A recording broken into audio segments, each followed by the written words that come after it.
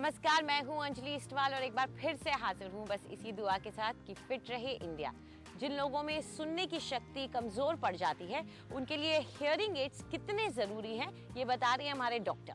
Hearing aid लगाना अगर किसी को एज की वजह से, उम्र की वजह से हियरिंग लॉस हुआ है तो ये महत्वपूर्ण है कि वो हियरिंग एड लगाएं, क्योंकि अगर नहीं लगाएंगे तो वो काफ़ी सोशल सिचुएशन में या बहुत जगहों पे उनको आपत्ति आएगी, बातचीत समझने में आपत्ति आएगी, ग्रुप डिस्कशन में आपत्ति आएगी। सो उनकी क्वालिटी ऑफ लाइफ धीरे धीरे कम हो जाएगी।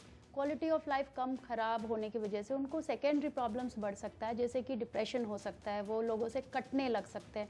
अब सुनने की मशीन में प्रॉब्लम ये आता है कि सब कोई को कॉस्मेटिक, उनको लगता है इट्स अ बिग टैबू कि हियरिंग लॉस है, कॉस्मेटिक हियरिंग एड्स है, लेकिन ये सबके लिए नहीं अच्छा होता है या सबको सूट नहीं करता है।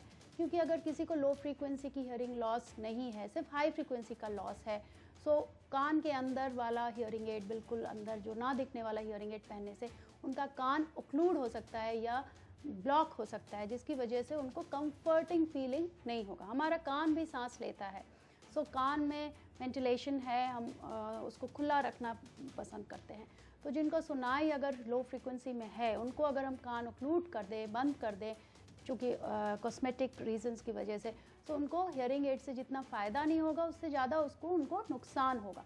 तो इसलिए काफ़ी ज़रूरी है कि किस प्रकार का हियरिंग लॉस किस प्रकार की हियरिंग एड से फ़ायदेमंद होगा। आज हमारी न्यूट्रिशनिस्ट बता रही है केसर यानी कि सैफ्रॉन के फायदे। केसर की बात करते हैं क्योंकि सर्दियाँ इतनी अप्रोच कर रही हैं हमें, तो केसर का होना तो ज़रूरी है। केसर एक बहुत ही अच्छा हर्ब या स्पाइस कहेंगे हम इसे, जो कि हर एक्स एंड पेन्स के लिए यूज़ किया जाता है। अगर आपके बॉडी में बोन रिलेटेड पेन्स हो, मसल रिलेटेड पेन्स हो, तो आप थोड़ा सा केसर का प्रयोग किया करिए। रात को 2 पत्ती केसर पानी में भिगो के सुबह वो पानी पीने से ये एक एंटी एजिंग पोशन भी बन जाता है, क्योंकि इसमें बहुत ही अच्छे डिटॉक्सिफाइंग एजेंट्स मिलते हैं।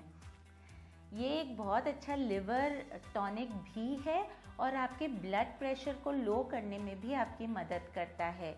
इसे हमें बहुत ज़्यादा मात्रा में भी नहीं यूज़ करना चाहिए, क्योंकि अगर आप बहुत मात्रा में इसे यूज़ करते हैं तो कहीं ना कहीं पाइल्स जैसी प्रॉब्लम्स होनी शुरू हो जाती है, क्योंकि ये काफ़ी गर्म इन नेचर होता है। सर्दियों में इसका प्रयोग करना चाहिए, किसी भी वे में प्रयोग कर सकते हैं। जैसे हम केसर का दूध पीते हैं या केसर कुछ लड्डू ड्राई फ्रूट्स के बनाते हैं, उसमें केसर डालते हैं, ताकि आप स्वस्थ रहें, आपकी इम्यूनिटी अच्छी रहे, आपकी स्किन हेल्थ अच्छी रहे और आप फिट एंड तंदुरुस्त हो।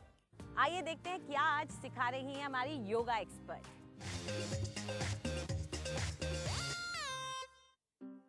नमस्कार। आज जो हम सिंपल एक्सरसाइज करने जा रहे हैं वो हमारा फ्रंटल लोब जो ब्रेन का होता है, ये जो अजना इंट्यूशन के लिए होता है, उसके लिए बेनिफिशियल है।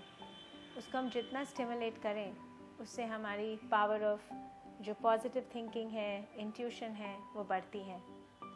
बहुत सिंपल है, पर अगर आपको नेक में इश्यूज़ हैं या आपको सर्वाइकल है तो इसे ना करें। अब हम देखेंगे ये पोस्चर कैसे करना है। सिंपली अपने हाथ आपके नीज़ पे रहेंगे और आपका हेड जो है वो छोटी छोटी मूवमेंट्स में सिर्फ ऊपर नीचे हिलेगा, और इसको हम 3 मिनट तक करेंगे इस तरीके से।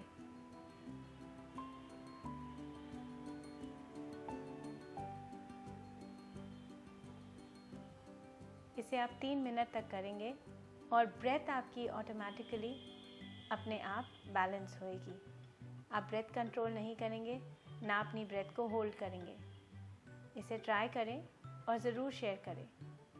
आज के लिए इतना ही। नमस्कार। और आइए देखते हैं आज क्या टिप्स दे रही हैं हमारी ब्यूटी एक्सपर्ट।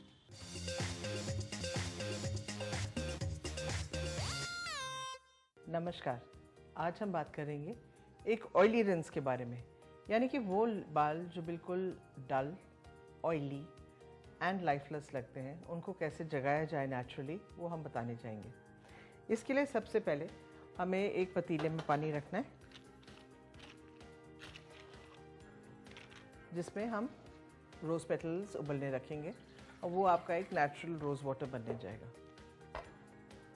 गुलाब जल एंड गुलाब की जो पंखुड़ियाँ हैं उनका कोई जवाब नहीं है। इसको आप धीमी आंच पे पकने रख दीजिए। And then we take 1 egg.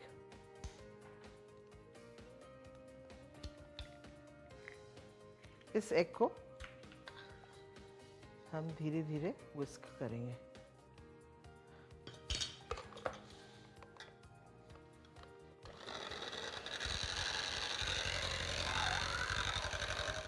आप देख रहे हैं कि ये जो रोज पेटल्स हैं they have started boiling, so we're going to put a little bit more water into this,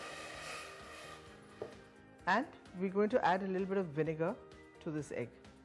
So say about half a glass of vinegar.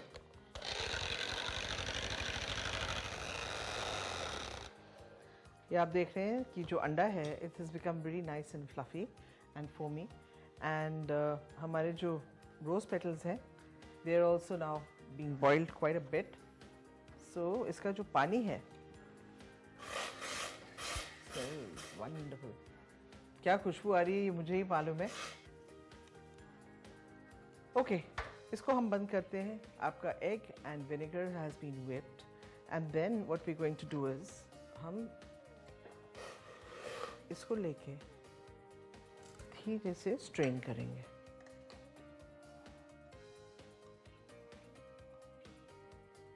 ये पानी जब ठंडा हो जाए तो आप इसमें मिक्स करेंगे, एंड रोज़ वाटर जो हमने ताज़ा बनाया उसको इस रिंस में मिक्स करके we will massage it into our hair. अच्छी तरह मसाज करके एक शावर कैप लगा लीजिए और कम से कम आधा घंटा छोड़ के आप इसको शैम्पू करेंगे और आप देखेंगे कि आपके जो बाल हैं they will never ever look the same again. They will be bouncy, shiny and लस्टरफुल।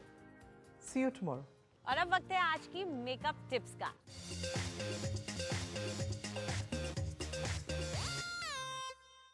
काफ़ी लोगों की मस्कारा को लेकर के एक कॉमन सी प्रॉब्लम रहती है, वो है क्लम्पी एप्लीकेशन। अब इसके 2-3 कारण हो सकते हैं। सबसे पहला और कॉमन कारण है कि हम अपने मस्कारा को ओपन करते हैं और पंप करने लगते हैं। इसी पंपिंग की वजह से मस्कारा में एयर चली जाती है, जिसकी वजह से वो सूखने लगता है और क्लम्प्स को फॉर्म करता है। इसको अवॉइड करने का एक तरीका है, जब आप अपना मस्कारा यूज़ के लिए निकालें तो उसकी टिप को कुछ इस तरह से क्लीन करें और साथ ही एक ड्राई टिश्यू लेकर उस पर हल्का सा एक्सेस प्रोडक्ट को रिमूव कर लीजिए। इससे क्लम्प्स फॉर्म नहीं होंगे। लगाते समय इसे कुछ जिगजैग एंड आउट वाले मोशन से लगाएं।